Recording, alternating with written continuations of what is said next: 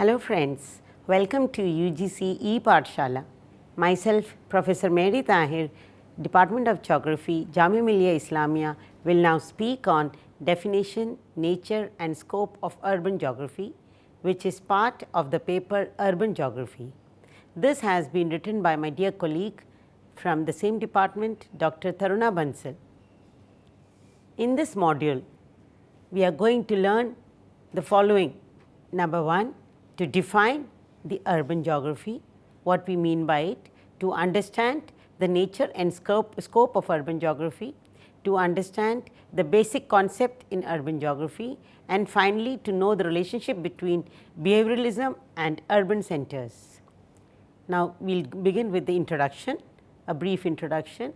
Urban geography is a discipline which has evolved in the 20th century. Over time, it has developed into a well established discipline which deals with the study of urban settlements within the framework of the geographical setting.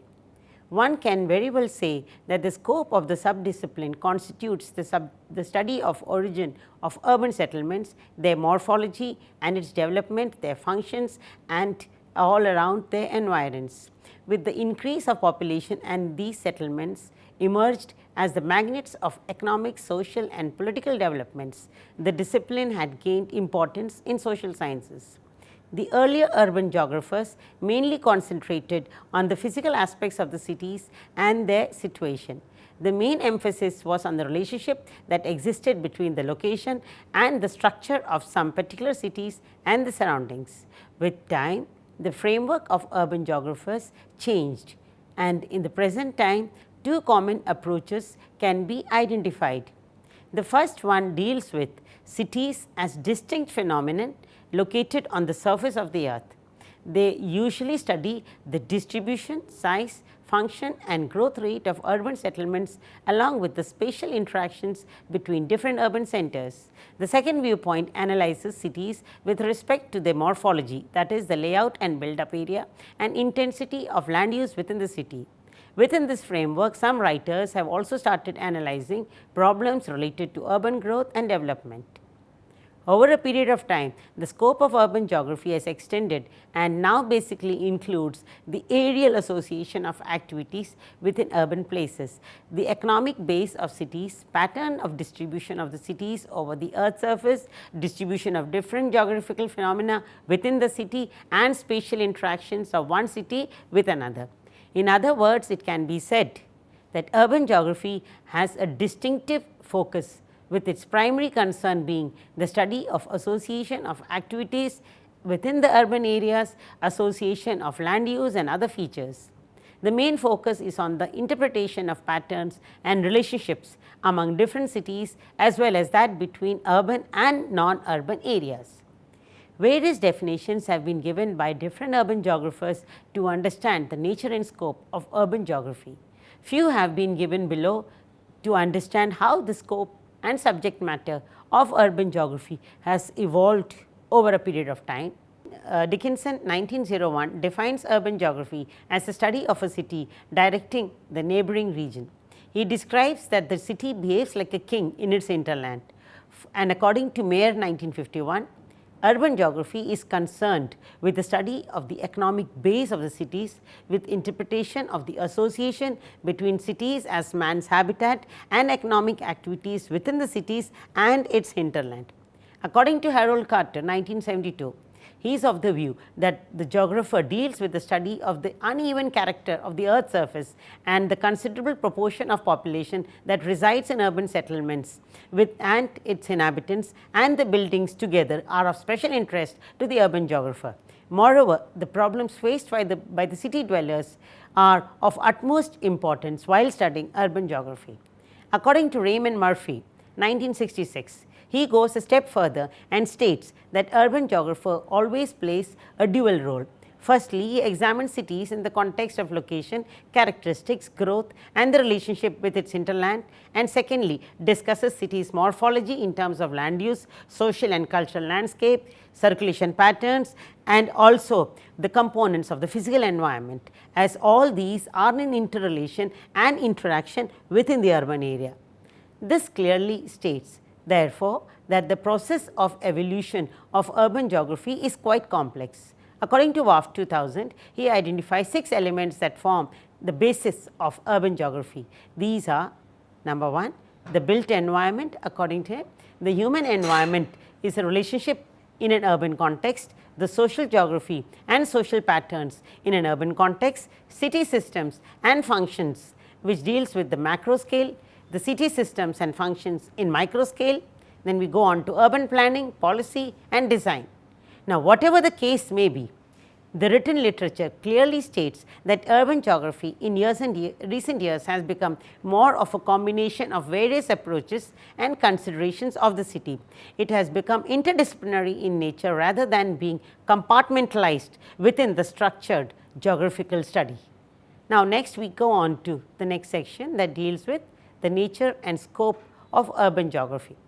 Rousseau in 1924 was among the first who gave an outline of the subject matter of urban geography. He is of the view that since this part of geography embraces a large part of human geography, it fails to be a specialized subject and therefore is not sure about the nature of urban geography. But after analyzing various approaches, he concluded that the regional study of towns and their functional study do form an important component of its scope. This gave impetus to the site and situation and functional approaches within this discipline. The morphological approach gained momentum with the emergence of the Chicago School in the late 1920s. They paid greater attention to diverse social and economic factors that were responsible for the segregated land use in the city. Thus, now the scholars diverted their attention to the complexities of the cityscape rather than concentrating on the growth and layout of the cities. This gave foundation to the new urban geography, where this discipline became more of an integrated systematic study.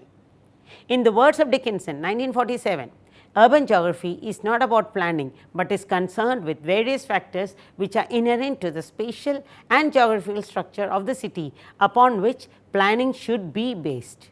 With planning gaining emphasis, functions too become important, as now location is more clearly understood through functions that are what a town does or did in the past. The functions now also determine the pattern of the city's growth and development. When urban geography started crystallizing into a well-defined systematic study, with the development of the quantitative revolution, model building came into existence and theory had to be tested in reality, which usually involved statistical techniques. The most significant example being Christoller's central place theory, which he gave in 1933. Quantification, although transformed vague descriptions into crisp models through which theory could be derived, it did not last long and collapsed. It became evident that explanations conceived at the initial level were not enough. The scholars moved towards what is called the behavioral approach. This approach was deep-rooted, therefore provided better and satisfactory answers. Now, the studies were dominant with the studies of the behavior of the consumer and the choices of the residences, along with the people's perception of the city and the opportunity it offers. After the Second World War, the urban geographers acted more as consultants to different planning organizations and moved away from the social conscious approach, which dealt with the study of spatial inequalities in urban settlements. According to Johnston, 1977, he correctly identifies 3 branches within the urban geography that were the result of these changes in the form of 3 different approaches. The first one is based on nomothetic philosophy and is quantitative in nature, where the geographer documents the spatial organization of the phenomena. The second approach is behavioral in nature, as it studies individual activities within their paraphernalia. The third approach is radical in nature, as it stresses on inequality and constraints that the society imposes on the behavior of certain unidentified groups within the city. The above account now clearly states, and it has depicted over time, that urban geography has become less unified, and so it has become very difficult to compartmentalize its scope. Nevertheless, one can definitely delineate the thrust of the urban geography according to Northam 1975, which has been very clearly shown in figure 1. Through this diagram, he indicates the different enquiries that urban geography should look into. it involves relationship between a place and its people. Secondly, deals with the association between different places. C is concerned with the study of relationship between people of different places, and D is associated with the relations that exist within one place or among the people of one particular place. Emrys Jones 1966 outlines various attributes of cities. In his words, a city is a geographical reservoir of roads and dwellings, a center of commerce and administration, a type of society, even the cultural form of the mind of the urban people or the way of lifestyle. Various attributes that can form the scope and content of this subdiscipline of geography have been summarized in the following diagram, which has been given in figure 2. In India, one of the leading scholars in urban geography has been Professor R.L. Singh, who in 1955 stressed on 3 components under the scope of urban geography, which are number 1, physical structure of the city, stage of city's historical development, and thirdly, processes that affect the city structure. ICSSR in the 4th survey of geographical research has showed during the period 1976 to 1982, the urban geographers in India focused on the following topics that come under the umbrella of urban geography. These are trends and patterns of urbanization, urban hierarchical order, inner structure, capital, land use, functional classification, slums and squatter settlements, rural-urban interaction, the rural-urban fringe, the interaction between the umland and the surround of the city and the surrounding settlements, urban environmental problems like pollution, poverty, crime and quality of life, urban infrastructure, urban governance, tourism, urban planning and urban metropolitan problems.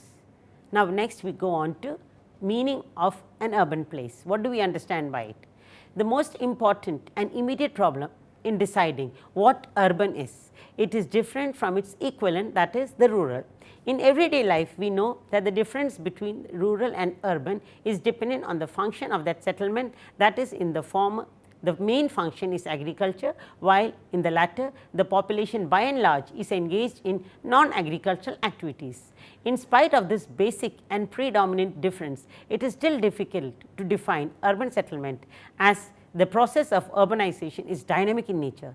It becomes very difficult to confine the term in a watertight compartment. The work becomes more cumbersome as an urban place is defined separately by different scholars and agencies. For example, Anderson, a sociologist, defines urban as a way of life or a condition of man that is characterized with certain attitudes like superficiality, ambiguity, etc. But for geographers, it is much more than that. They perceive urban in terms of location, which has the following features. Number 1, the population density of such a settlement is relatively more than that of general population. Number 2, most of the dwellers are engaged in non-agricultural economic activities. And thirdly, the center acts as a hub of social, cultural, administrative and economic activities. Dickinson in 1948 stated that an urban settlement can be regarded as a man-made habitat on the surface of the earth, where economic activities are separated from the soil and are carried out in association with similar activities at a fixed location. For Northam 1975, city is a locale where the relatively large population living in urbanism has their own way of life. Even the United Nations Demographic Yearbook, according to United Nations 1990, has given many examples in which different countries that define demography are included. United Nations organizations defines permanent settlement with a minimum population of 20,000 in the form of an urban location. But in many countries, Botswana 5,000, Ethiopia 2,000, Argentina 2,000, Israel 2,000, Czechoslovakia 5,000, Iceland 200, Norway 200, Portugal 10,000, Japan 50,000, Australia 1,000, India 5,000, etc.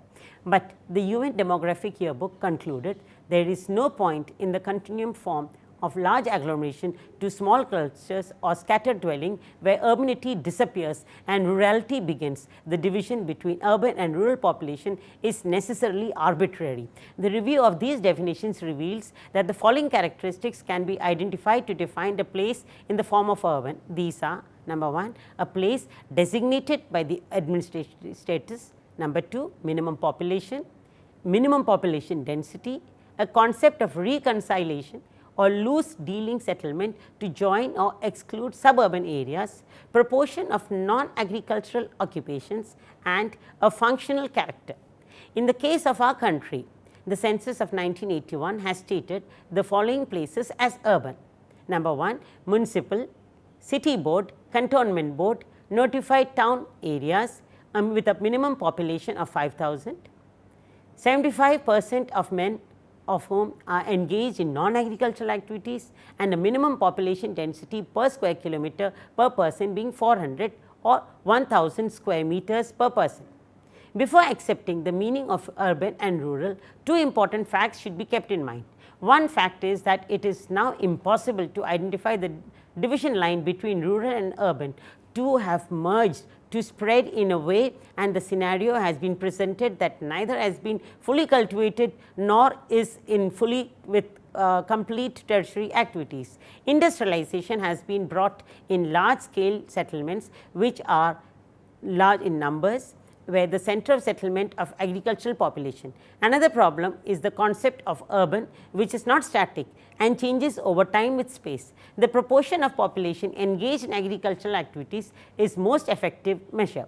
But in the modern times, the proportion of population in rural areas is irreversible due to the arrival of capital and urban workers. Thus, there is a point to conclude in this discussion that with the changing nature of both rural and urban, functional overlap has developed between the two.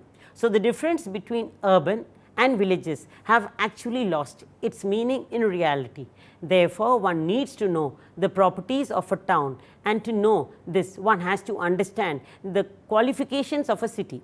Many qualities of a city or city can be summarized as follows.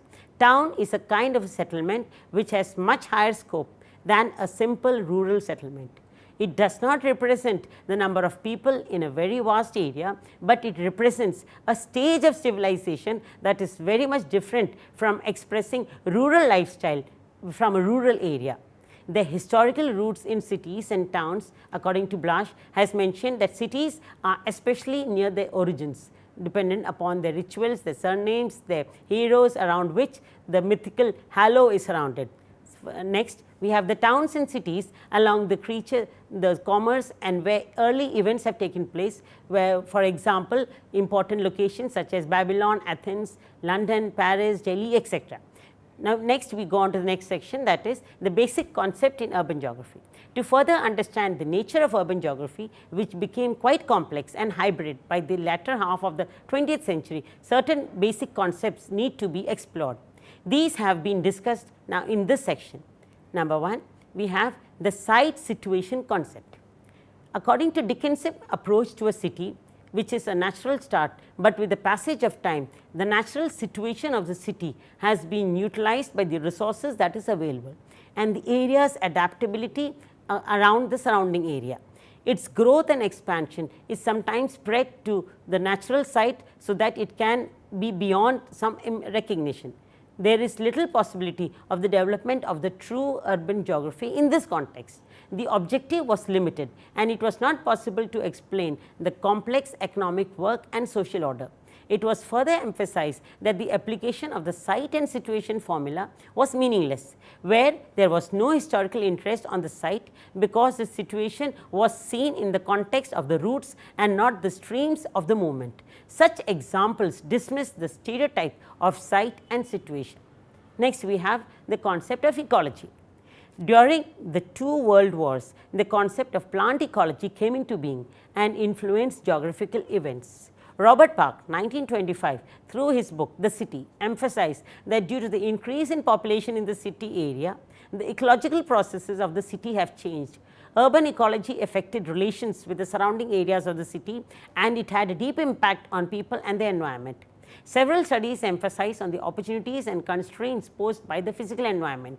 Simultaneously, the political and economic processes involved in the production of urban environmental infrastructures also became part of urban geography. In recent years, the concept of urban ecosystem has become an important component of this subdiscipline. Along with this, the impact of urban societies on sustainable development has also been taken within its fold. These concerns have led to local scale initiatives which have developed over time. Behavioralism and urban centers. According to Berry has argued about the city and its development, which is related to the behavior of its consumer, which is the perfect alternative to the use of land. It depends on three variables according to him. Number 1, value of residential unit, purchase cost or rent, quality of residence and relationship with work and place of neighborhood. Family income is an important component for the selection of the site in the city, and it relies on the capabilities of its users to interact with space. As a general trend, it is clear that people with almost one income group make their choices for similar place. In the context of India, social relations and behavior are the product of values and culture. This gave birth to the mohalla or the community of the similar behavior. Next, we go on to the concept of radicalism. An important aspect of the urban world is the concept of total change, which is brought into play by the development of new infrastructure like the metro. It has completely changed the idea of consumers. These reactions also influence urban planning, and the capitalist cities were now bound to think on the rights of the people. Radicals believe that they provide the fundamental base on the lines of market inequality and thus provided alternative systems of socialist society, the planning center and the central direction for equality. To conclude this discussion, we can say urban geography is more than a mix of different approaches. This is probably more near the systematic geographic study rather than multi-dimensional analysis of its purpose. Now, urban geography has become less unified, and so it becomes more difficult to present a neat structure. Whatever the argument may be, the fundamental concern is spatial, and that also with relation to the description and explanation of pattern, which is the core, and that makes it even more important for urban geography like other sub-disciplines. Thank you.